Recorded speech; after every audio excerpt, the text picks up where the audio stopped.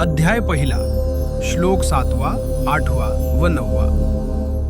अस्माकं तु विशिष्टा ये तान्निबोध द्विजोत्तम नायका मम सैन्यस्य सौन्यार्थं तान् ब्रवीमि ते।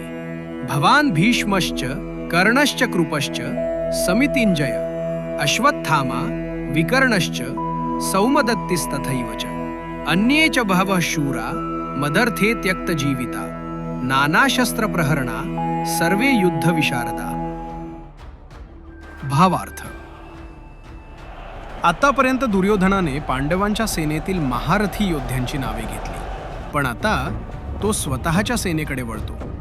हे ब्राह्मण श्रेष्ठ द्रोणाचार्य, आता आमच्यापैकी जे माझ्या सैन्याचे महत्त्वाचे सेनानी आहेत ते देखील लक्षात घ्या।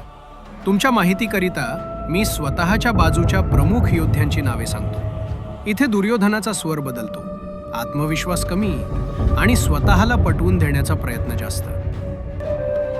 येथे तुम्ही स्वतः आहात।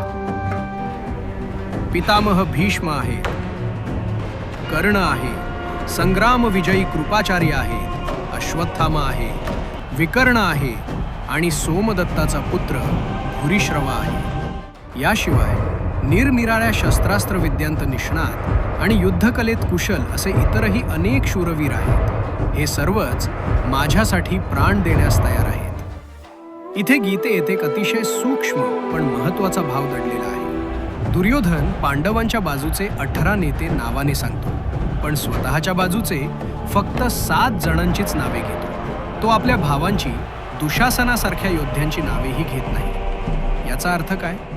दुर्योधनाला स्वतःच्या बाजूच्या लोकांवर पूर्ण विश्वास नाही। तो म्हणतो, हे सर्व माझ्यासाठी प्राण देतील, पण इथे धर्म नाही, ध्येय नाही, न्याय नाही। फक्त एक अपेक्षा आहे, माझ्यासाठी लढा, माझ्यासाठी मरा।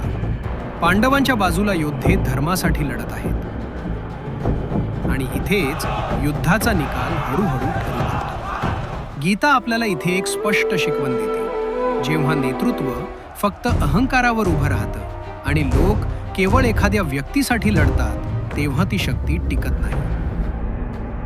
पण जेव्हा नेतृत्व धर्मावर आधारित असतं, तेव्हा संख्या कमी असली तरी विजय निश्चित असतो। ही फक्त युद्धाची कथा नाही, ही नेतृत्वाची परीक्षा आहे। सनातन मेटामाइंडमध्ये आपण गीतेच्या प्रत्येक श्लोकातून मानवी मन, अहंकार आणि धर्म यांचा खोल अर्थ समजून घेत आहोत। या ज्ञानप्रवासात जोडलेले रहा। जय श्री कृष्ण।